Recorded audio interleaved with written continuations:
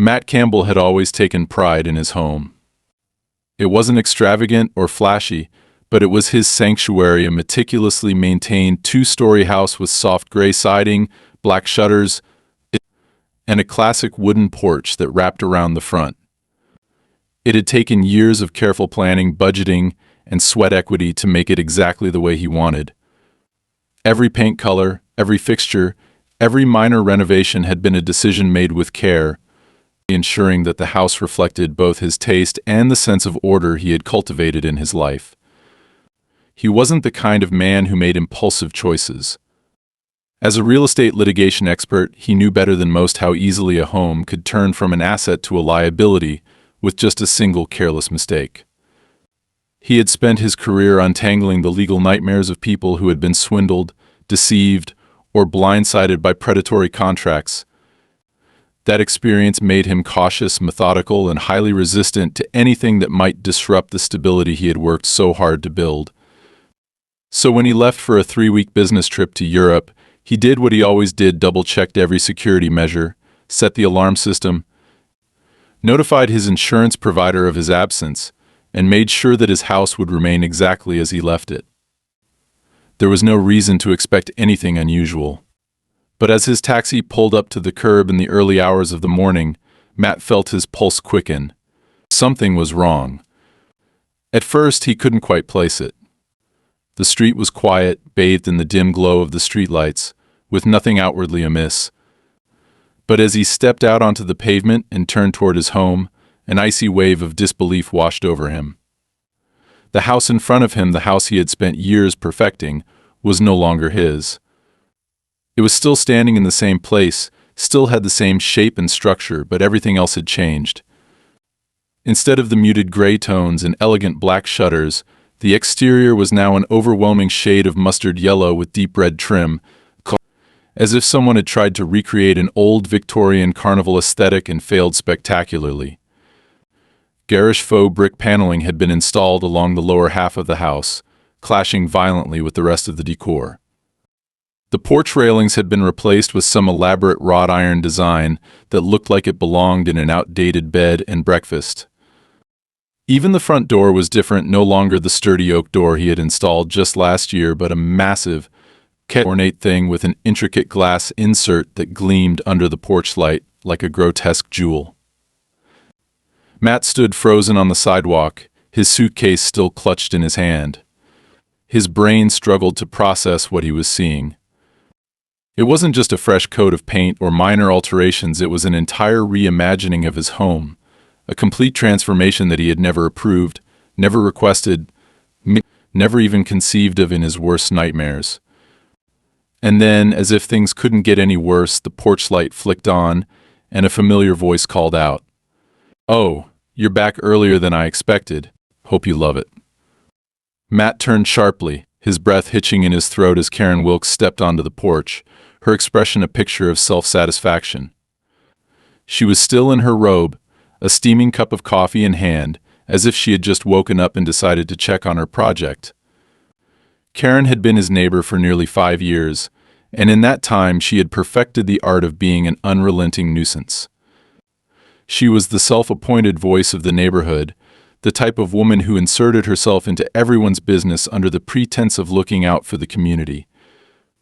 She had opinions on everything: how people landscaped their yards, where they parked their cars, how often they repainted their fences.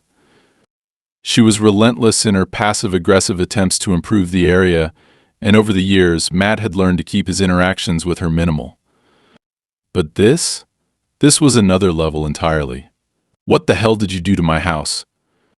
The words came out sharper than he intended, his voice raw with the sheer shock of what he was seeing. Karen tilted her head, her lips pursing in mock surprise. "Oh, come on, Matt. Don't be so dramatic. You've been talking about making some updates for years, and I figured why not give you a little head start. The neighborhood committee has been trying to get you to freshen things up for ages." She took a slow sip of her coffee, eyeing him over the rim of her mug. "Honestly, I think it looks stunning. So much more inviting than that drab gray you had before." Matt's jaw tightened as he forced himself to remain calm. You painted my house without my permission? Karen let out a soft laugh, shaking her head as if he were missing the bigger picture. Matt, honey, I didn't just paint it. I renovated it. New door, new accents, better curb appeal, it's a total upgrade. You should be thanking me. He could feel his heartbeat pounding against his ribs. Thanking you? His voice dropped, dangerously controlled. Karen, do you have any idea how illegal this is? She waved a dismissive hand. Oh, don't be so rigid about it. It's all done now and it looks gorgeous. I really think it's going to add value to the entire neighborhood. You violated my property. His grip on his suitcase tightened. You trespassed, you altered my home without consent, and you... Before he could finish, Karen sighed and set her coffee down on the porch railing. Look, she said, her voice suddenly adopting a clipped, businesslike tone. I get it. You're in shock. It's a big change. But let's not be unreasonable, okay? She reached into the pocket of her robe and pulled out a manila envelope, holding it out toward him with a smug smile. I took care of all the costs up front, but obviously that's not sustainable long term. So here's the itemized bill. Comes out to about $120,000. Matt didn't move. He just stared at her, at the envelope dangling from her fingers like some kind of sick joke. I'll need that within 30 days, she continued, as if they were discussing a casual loan agreement. And if you're worried about the money, don't be, I had a contractor buddy do me a favor, so it's technically below market rate. You're welcome. For the first time in his life, Matt felt an almost primal rage simmering beneath his skin, a fury so sharp and raw that he had to remind himself to breathe. Karen had violated his home, altered it beyond recognition, and now had the audacity to demand payment for it, as if she had done him some kind of favor. And in that moment, as the weight of what had happened fully settled over him, Matt knew one thing with absolute certainty. This wasn't over. This was just the beginning. For several long seconds, Matt couldn't move. He stood there in the dim glow of the porch light, his breath measured but tight, his fingers twitching with the effort it took to restrain himself. The manila envelope in Karen's outstretched hand remained suspended between them, like an unspoken challenge. He didn't take it. He didn't need to. He already knew what was inside pages upon pages of fraudulent invoices, exaggerated costs, and legal jargon meant to pressure him into submission. His mind was moving too fast to process it all at once. His home had been violated, stripped of its character, and warped into something he didn't recognize, and now this woman, this self-righteous, delusional woman, was standing before him, expecting gratitude, expecting payment. His voice, when he finally found it, was low and controlled, but there was a lethal edge beneath the calm. Let me make something very clear, Karen. I didn't authorize this. I didn't agree to any of this. And I sure as hell am not paying you a dime. Karen rolled her eyes, as if he were being dramatic, as if she were the one enduring unreasonable behavior. Matt, don't be ridiculous. You know as well as I do that the exterior of this house was an eyesore. The whole neighborhood committee has been talking about it for months. I just did what you were too stubborn to do yourself. And besides, the work is already done. What's the point in fighting it now? The sheer audacity of her words made his hands clench into fists at his sides.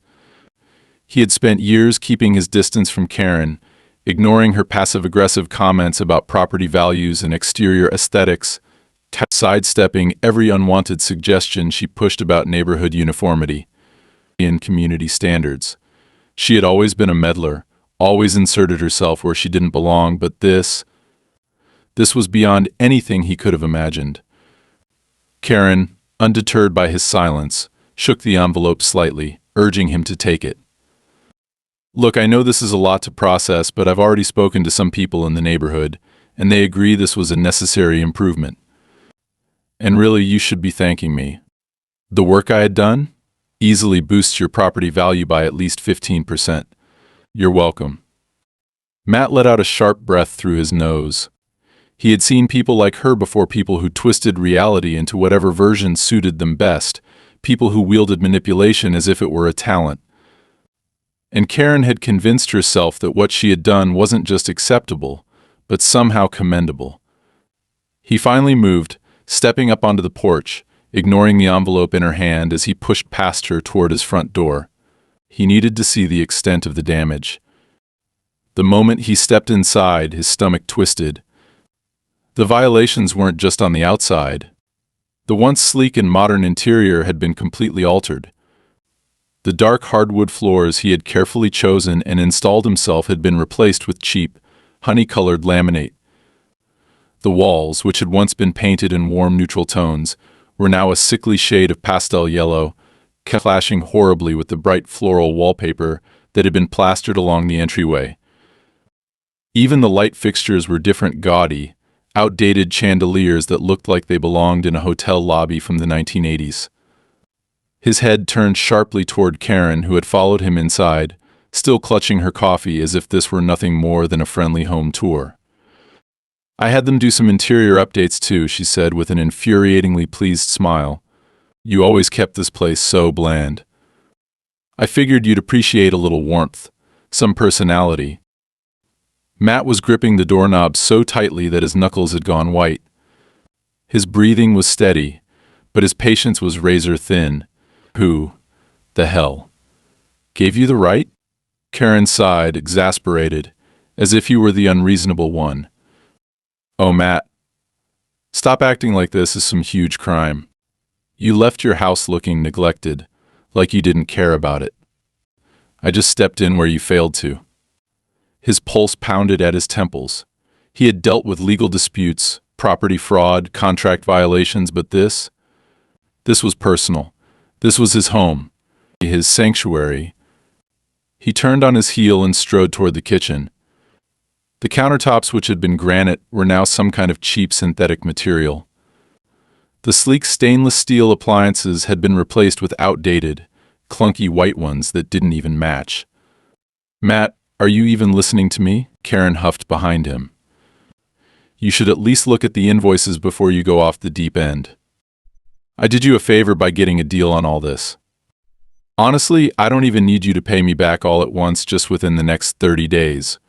Or we might have a problem." He turned sharply. "A problem?" His voice was low, dangerous. Karen smiled tightly, setting her coffee down on his newly replaced kitchen island. "Look, I'd hate for this to become a legal issue. But you know how these things go. Contractors, suppliers, they expect to be paid. If you refuse, well, I can't guarantee they won't take matters into their own hands." It was a thinly veiled threat, and they both knew it. Matt didn't speak. He inhaled slowly, forcing himself to stay rational. His first instinct was to demand proof of everything. Who exactly had done the work? Where were the actual contracts? What paper trail had she fabricated to make this look legitimate? But even without seeing the documents, he knew one thing for certain. Karen had planned this long before he ever left town. She had waited for the opportunity, waited for him to be out of the way, waited until she had full control. And now she was trying to box him into a corner, as if he were just another naive homeowner who didn't know his rights, as if he didn't have decades of experience unraveling cases just like this. But Karen had made a mistake. She had underestimated who she was dealing with. Matt finally moved, his stance unwavering as he pulled out his phone. He didn't need to say anything. Karen's smile faltered slightly as she watched him scroll through his contacts, watched as he selected a number and lifted the phone to his ear. A beat of silence passed before the call connected. "Hey," he said, his voice calm and precise. "I need you to come by my place. Now." Karen straightened, her posture tensing ever so slightly. "Matt, really, there's no need to." He held up a hand, cutting her off as he turned away. "You're going to send me every single invoice, every document, every contract related to this. And then you're going to leave. Immediately." Karen opened her mouth, but for the first time that night she hesitated. Because she had expected him to panic, to argue, to get angry, but she hadn't expected this.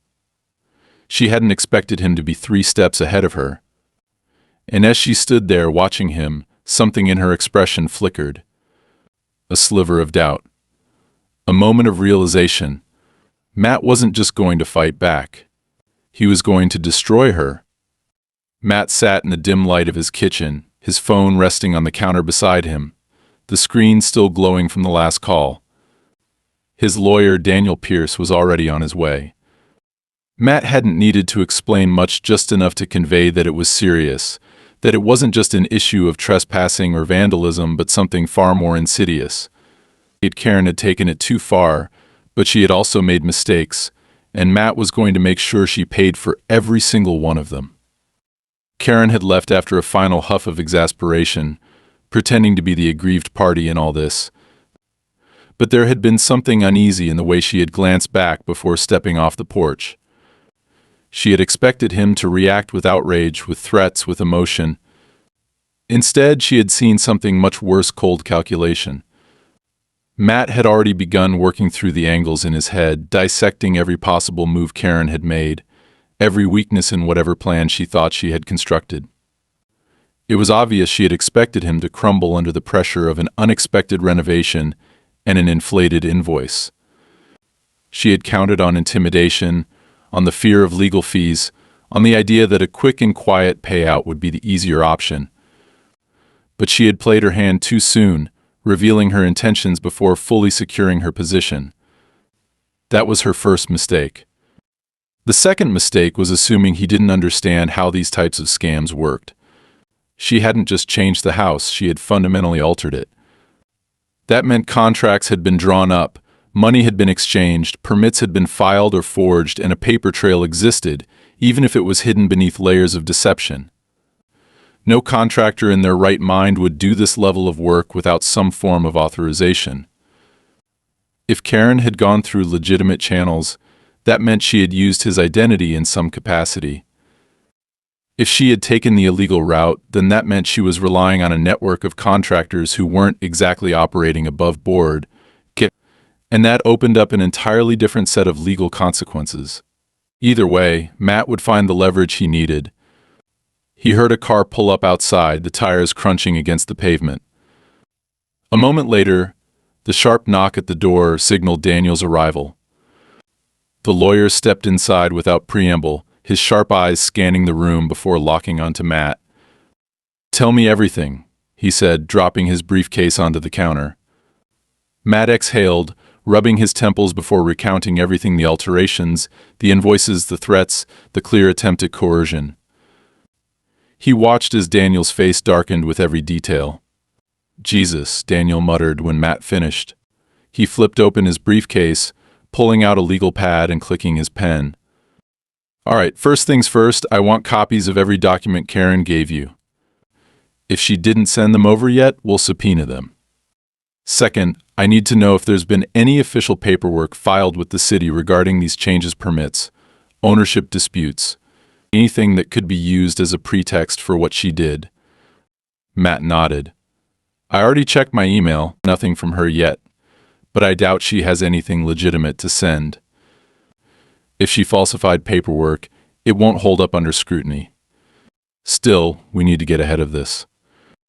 I'll have my office pull records in the morning." Daniel's fingers drummed against the countertop, his mind already working through the next steps. "In the meantime, I need you to do something for me." Matt raised an eyebrow. "Call your insurance company. Now, tell them exactly what happened and get their legal team involved. This isn't just a civil dispute anymore. If your home has been structurally altered without consent, there are liability issues at play that could work in our favor." Matt didn't hesitate. He reached for his phone and dialed, his stomach twisting as he realized just how much this situation could spiral if he didn't act fast. The call connected after a few rings, and he found himself explaining the surreal situation to a claims representative who sounded increasingly alarmed as he spoke. When he mentioned that an outside party had forcibly modified his home, there was a long silence on the other end. "Mr. Campbell," the representative finally said, her voice tight, "I need to transfer you to our legal department immediately." Matt exchanged a glance with Daniel as he was placed on hold. That wasn't a good sign. Minutes later, a more authoritative voice came through the line, a legal claims specialist named Meredith Roth. She asked for every detail, making notes as Matt walked her through everything again, his lawyer occasionally chiming in with additional clarification. When he finished, there was another pause, and then a deeply concerning response. "Mr. Campbell, I'm going to be blunt with you," Meredith said, her tone measured. "If these alterations were done without your consent, your insurance policy may no longer be valid." Matt stiffened. "What?" "Homeowners insurance is based on the condition of the property as it was originally assessed. Major structural changes, especially unauthorized ones, can void certain coverages. If your home has been modified beyond what was documented in your policy, we need to determine whether you're still eligible for coverage at all." The weight of that statement settled like a stone in Matt's gut. "So what do I do?" "For now, we'll launch an immediate investigation. We'll need documentation of the changes, contractor information, any permits filed. If we can prove this was done fraudulently, we can push back. But if the house doesn't meet our policy standards anymore, you may need to renegotiate your coverage." Matt ended the call, his pulse pounding. Daniel let out a low whistle. "Well, that complicates things." Matt ran a hand through his hair. "Yeah, it does." They both knew what this meant. If Karen had truly altered the home beyond its original policy specifications, Matt could be financially ruined if anything happened to the house. He could be left unprotected from damages, lawsuits, or even worse, forced to sell just to avoid drowning in liability. Daniel leaned back, tapping his pen against the legal pad. "All right, this isn't just about a fraudulent invoice anymore. Karen may have deliberately tanked your insurance. If she knew this could get your home devalued, then we're dealing with something a lot more calculated than just a nosy neighbor on a power trip." Matt exhaled slowly. "Then we figure out who else is involved. Because Karen isn't smart enough to orchestrate this alone." He stood, grabbing his jacket. Daniel frowned. "Where are you going?" "To find out exactly who she's been working with.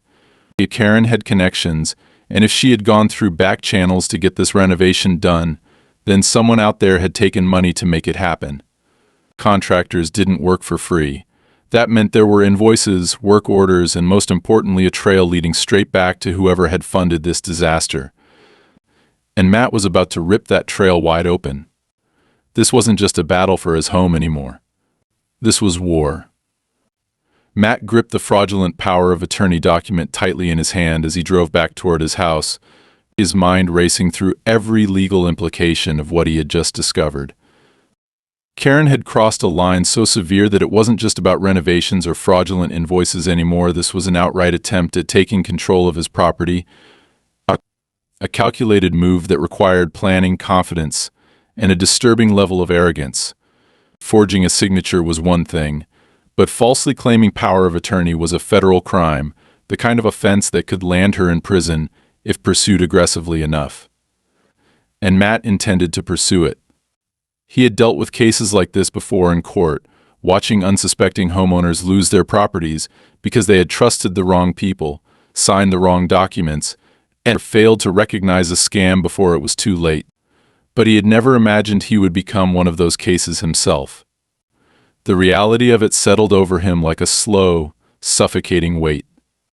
Karen hadn't just decided to repaint his house on a whim, she had orchestrated something far more sinister.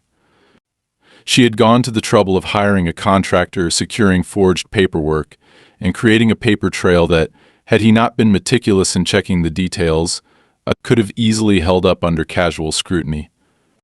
That level of effort meant she believed in what she was doing, or at least believed she could get away with it. It also meant there was a very real possibility that she wasn't working alone. Forging a power of attorney document required legal knowledge, or at the very least, access to someone who could provide the right templates and instructions. That raised an even bigger concern. If Karen had help, then how deep did this actually go? Was she just a deluded neighbor with an overblown sense of entitlement, or was she being used as a front for someone else's agenda? Pulling into his driveway, he took a moment to breathe before stepping out of the car, gripping the document with a renewed sense of determination. Inside, he found Daniel waiting in the living room, already sifting through a stack of legal papers he had printed after running a deeper search into Karen's history. The attorney glanced up, immediately noting the look on Matt's face. "You found something." It wasn't a question. Matt dropped the document onto the table between them. She filed a power of attorney. Daniel's expression darkened as he picked it up, scanning the text with sharp, methodical eyes. After a moment, he exhaled through his nose, setting the paper down as he leaned back in his chair. "This is bad. Not just because it's a forgery, but because she's clearly trying to establish legal precedent. If this had gone unnoticed for another few weeks, she could have leveraged this to file for title transfer." Matt's stomach twisted. He had suspected as much, but hearing Daniel confirm it made the situation feel even more dangerous. "How fast can we shut this down?" Daniel was already reaching for his phone. "We'll file for an emergency injunction first thing in the morning. That'll nullify any legal actions taken under this document." "But that's not the part I'm worried about." Matt frowned. "What do you mean?" Daniel tapped the document. "She didn't do this alone. She might be the face of it, but forging something like this requires a notary stamp, and unless she has a background in legal fraud, she had to get someone to sign off on it." Matt clenched his jaw. "So there's a second player." "At least one," Daniel confirmed, "and if they were bold enough to attempt this, they're not going to back down just because we caught them." A cold silence settled between them.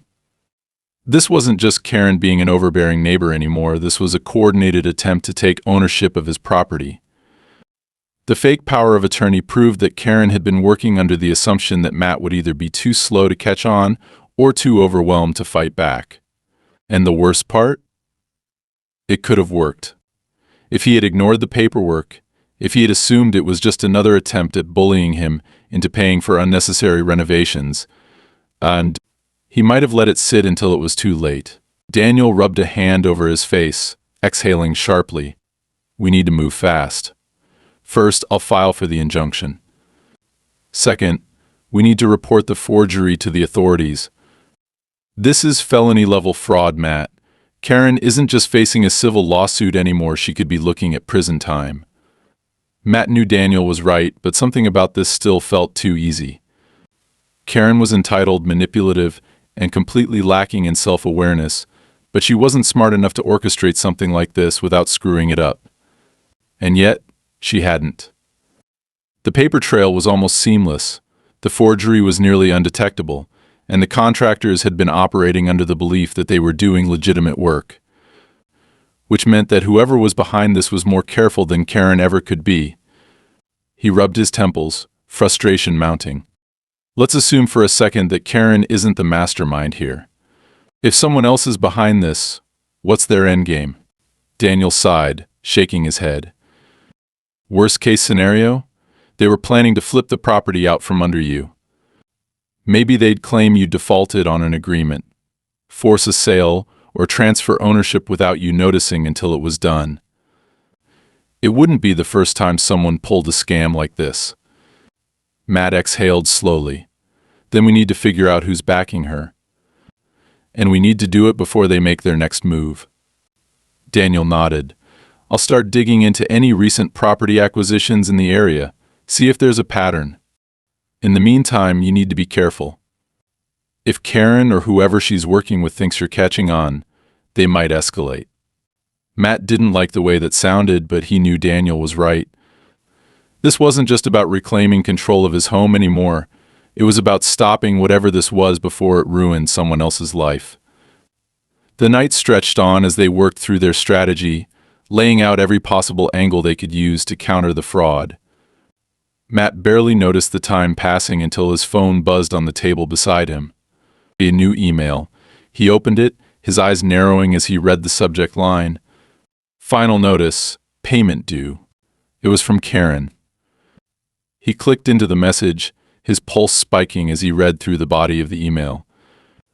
It was a formal request for immediate payment of the $120,000, citing the terms of their agreement. Attached were additional invoices, photos of the renovations, and a new attachment, a formal demand letter from a law firm. She had hired an attorney. Matt felt his jaw tighten as he set the phone down. This wasn't over. Not even close. Karen was doubling down, and now she had legal backing. But what she didn't know, what she couldn't possibly understand, was that she had just made her biggest mistake yet. Because Matt wasn't going to just fight back. He was going to bury her. Matt stared at the email, his mind working through every possible reason Karen would escalate now.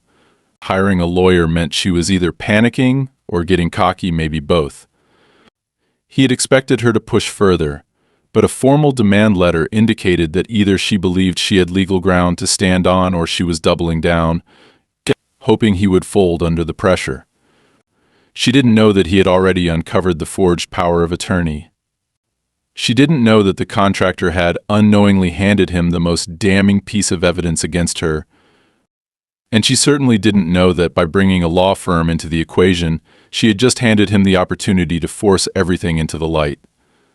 He forwarded the email to Daniel and then dialed him directly. It was late, but Daniel picked up on the first ring, his voice sharp and alert. "I saw the email." "She's getting desperate," Matt said. "What do we do?" Daniel exhaled slowly. "We let her think she's winning." Matt frowned, but Daniel continued before he could respond. "If she's confident enough to hire legal representation, that means she thinks she has a strong case. That also means she's going to start filing formal motions soon." "That's exactly what we need." Matt understood immediately. "Because once she submits a motion, we can subpoena everything." "Exactly. She doesn't realize that the second this enters court, her entire scheme becomes a matter of public record. Any document she filed, any payment she made, it's all going to be exposed. And with the forged power of attorney, she's not just looking at a civil suit anymore. She's looking at felony charges." Matt leaned back against the counter, exhaling slowly. "So we wait." "We wait," Daniel confirmed. "And in the meantime, I'll file a counterclaim. We're not just defending against her invoice. We're accusing her of fraud, property damage, and identity theft. I'll draft the filings tonight and submit them first thing in the morning." Matt felt the tightness in his chest ease slightly. This was still an uphill battle, but for the first time he felt like he was finally on the offensive. "Good. Do it." The next day, as expected, Karen's lawyer filed a formal lawsuit against Matt, demanding payment for the renovation work and citing breach of contract. Daniel responded immediately with a counterclaim, presenting evidence of the forged documents, the fraudulent permits, and the unauthorized construction. Within hours, the court had issued a temporary injunction, effectively freezing any further legal action from Karen's side until the matter could be fully reviewed. But Karen wasn't done. 3 days later, Matt woke up to find his front yard covered in foreclosure notices. They were fake, he knew that immediately, but the sheer volume of them was overwhelming. Dozens of identical papers, all claiming that his home was being repossessed due to unpaid debts, were taped to his windows, his garage door, even his mailbox. Whoever had done it had come in the middle of the night, and they had wanted to send a message. His phone buzzed before he could even process his anger. A text from an unknown number. "This can all go away if you pay what you owe." Matt stared at the screen, his grip tightening around the phone. This wasn't just Karen anymore. This was something bigger. Someone with resources. Someone willing to escalate beyond legal threats. He took a photo of the fake foreclosure notices, then sent them to Daniel. "They're trying to intimidate me now." Daniel called immediately. "This isn't just about Karen," he said, his tone tense. "I've been digging into the contractors she used. Reynolds Contracting doesn't exist as a registered business. It's a shell company. And the payments that were made to them, they came from an offshore account." Matt's blood ran cold. "Meaning someone else funded the renovations." "Meaning Karen was just the front," Daniel corrected. "Whoever is actually behind this wanted to push you into selling or forfeiting the property. This isn't about your house's curb appeal. This was an attempt to force a title transfer through legal and financial pressure. Matt clenched his jaw. And now that I'm fighting back, they're getting desperate. Daniel hesitated. We need to go to the police. Matt already knew that. He had held off, hoping to keep the matter contained within civil court. But now that false foreclosure notices were being plastered across his home and anonymous threats were being sent to his phone, it was clear that they weren't going to stop.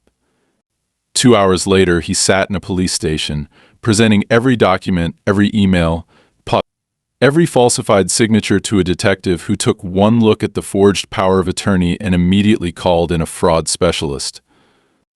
The moment the legal expert confirmed that the document was fraudulent, the detective's demeanor shifted. What had started as a property dispute was now a criminal investigation. Do you have any idea who might be backing her? The detective asked. Matt shook his head. Not yet. But I know where the payments came from. My lawyer traced them to an offshore account. The detective nodded. We'll issue a subpoena for Karen's financial records. If she's been receiving money from that account, we'll find out. By the time Matt left the station, an official investigation had been launched. Karen had no idea what was coming. She had spent weeks playing her little power games, convincing herself that she was in control. But she had made the mistake of assuming that Matt would roll over, that he would cave under pressure, that he would take the easy way out. That assumption was about to destroy her. The next morning, a process server arrived at Karen's door with a formal subpoena. Matt watched from across the street as she opened the envelope, her expression shifting from smug confidence to something much more uncertain. She glanced up, scanning the neighborhood, as if expecting to see Matt standing there. He made sure she did. Later that night, his phone buzzed again. Another text from the unknown number. You shouldn't have done that. Matt stared at the message, his pulse steady. He responded with a single word. See you in court. 2 days later, Karen's bank accounts were frozen under court order. The moment the fraud investigation was formally announced, her supposed contractors went silent. The offshore payments were flagged for money laundering. The deeper the authorities dug, the clearer it became Karen had been used. She had been the perfect pawn, the willing fool who thought she was running the con when, in reality, she had been set up to take the fall. And Matt? Matt was just getting started. Matt arrived at the courthouse early, stepping into the cold marble lobby with the same controlled determination that had carried him through the last few weeks.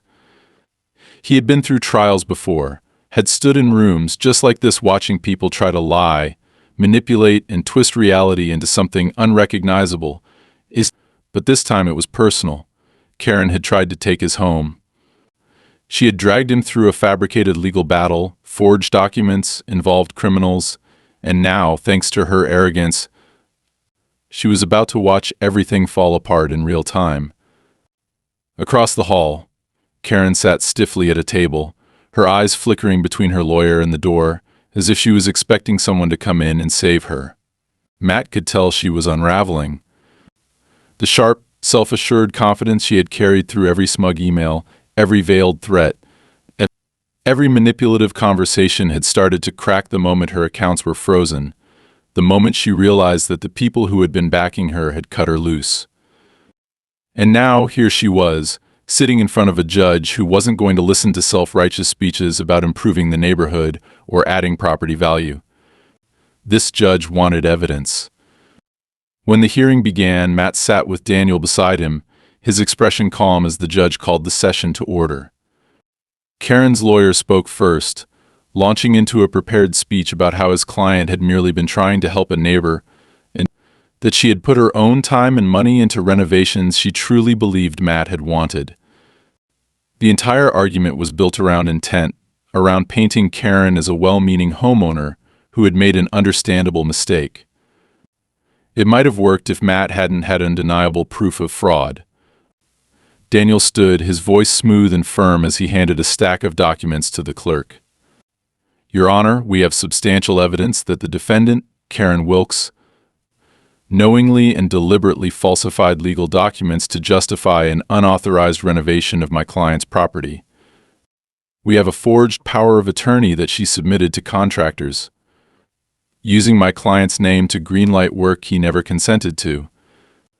The signature has been analyzed by an expert, who has already confirmed that it is a forgery." He paused, then added, "We also have financial records showing that the payments for this work came from an offshore account linked to fraudulent property acquisitions in multiple states." The room shifted. Even Karen's lawyer hesitated, clearly blindsided by the evidence. He turned to her, whispering something urgent, but Karen barely reacted. Her hands were clasped tightly in her lap, her shoulders rigid. The reality of the situation was finally sinking in. This wasn't just a civil dispute. This was criminal. The judge reviewed the paperwork, flipping through the forged documents before looking up.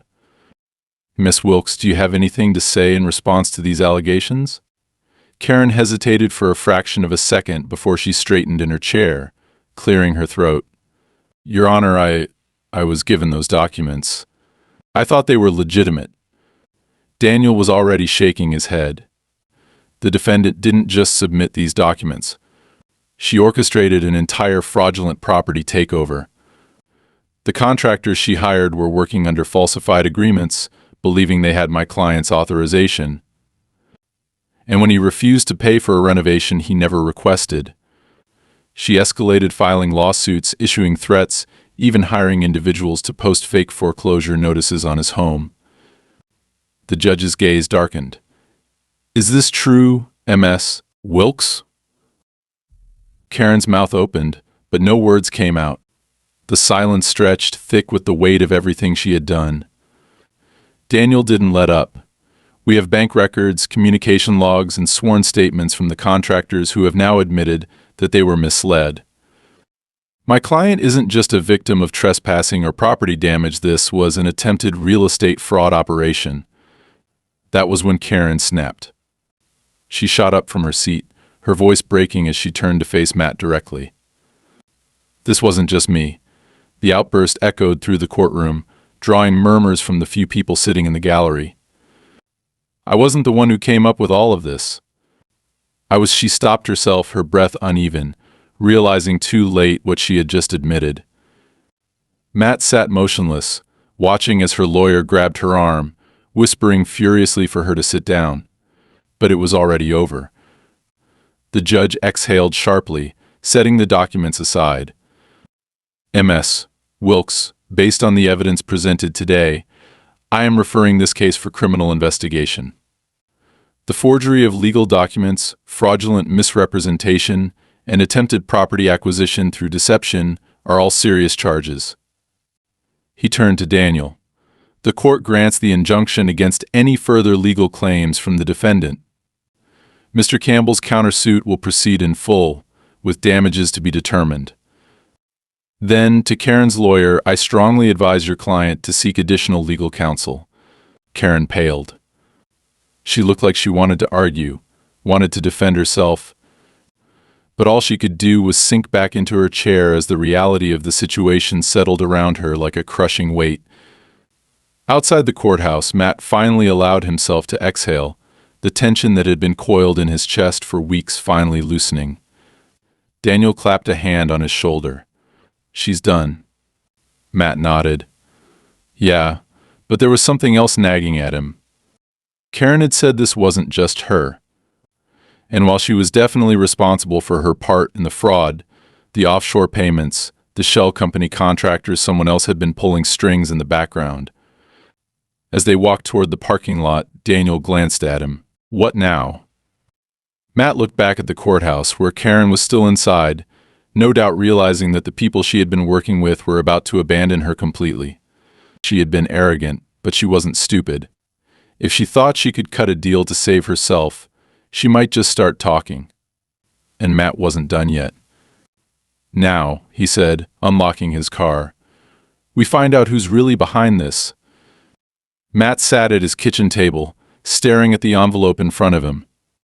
It had arrived that morning, a thick packet of legal documents confirming what he already knew: the lawsuit against Karen had been won in full. The court had ruled in his favor, awarding him not only financial damages but full reimbursement for the unauthorized renovations. Karen had been ordered to pay back every cent of the fraudulent charges she had attempted to impose on him, and if she couldn't, the state would seize her assets. But the victory felt hollow. It wasn't just about the money. It was about everything she had tried to take from him: the security of his own home, the foundation of his life, and the simple fact that she had believed, truly believed, that she could get away with it. It had taken weeks to fully unravel her involvement. At first she had refused to talk, clinging to the last shreds of her arrogance, insisting that it had all been a misunderstanding. But once the police began pressing fraud charges, once she realized that she wasn't going to be able to walk away with a simple fine, she had cracked. And when she cracked, she named names. She hadn't been the mastermind. That much was clear from the beginning. Karen was an opportunist, not a strategist. She had played her part because she saw an opening, an opportunity to assert control over a property she had convinced herself was hers to dictate. But she hadn't been the one pulling the strings. That role belonged to someone else, a man named Richard Cole. The name hadn't meant anything to Matt at first, but after some digging he realized exactly what kind of person they were dealing with. Richard Cole was a real estate investor with a long history of acquiring properties through questionable methods.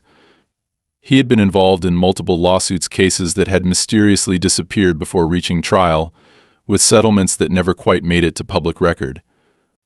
His method was simple: find a homeowner under pressure, manipulate the legal system, create enough red tape to force a sale and profit.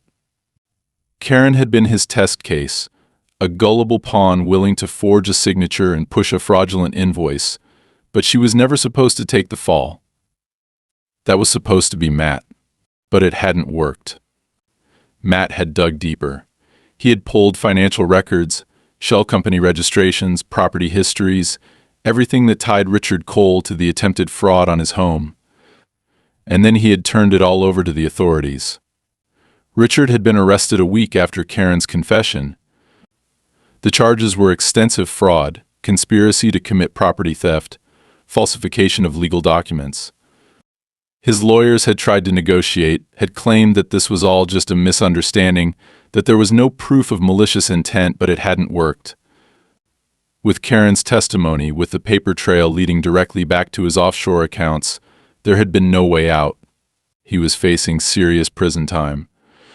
Karen, for her part, had lost everything. The fines alone had crippled her financially, but the real blow had come when her bank accounts were seized as part of the fraud investigation. She had tried to fight it, had tried to claim that she had been duped, but in the eyes of the law, she had been an active participant. And that meant consequences. The house she had loved so much, the one she had spent years dictating how others should maintain, how they should present it to the world, was no longer hers. The state had seized it, auctioning it off to cover her legal debts. The last Matt had heard, she had been forced to move in with a distant relative across the country, far away from the neighborhood she had once ruled over with smug authority. As for Matt, his home had been restored. It had taken time, but eventually the garish colors, the hideous fixtures, the cheap materials, all of it had been stripped away. The house was his again, exactly as it had been before Karen had decided to interfere. But even though the structure had been repaired, something about it felt different now. It wasn't that he felt unsafe. The locks had been changed, the security system upgraded, and after everything that had happened, he knew no one would dare try something like this again. It was something deeper. A lingering awareness that people like Karen existed, that they truly believed they had the right to take what wasn't theirs. He had spent his career fighting legal battles on behalf of other people, undoing damage caused by bad deals and fraud, but now he had lived it himself. He had seen firsthand how quickly something stable could be ripped away. The sound of footsteps pulled him from his thoughts. Daniel stepped into the kitchen, setting his briefcase down with a heavy thud. "It's done," he said simply. Karen's last appeal was denied. The court upheld everything. Matt nodded slowly. Good. Daniel studied him for a moment. You don't look happy. Matt exhaled, leaning back in his chair. I am. He gestured vaguely.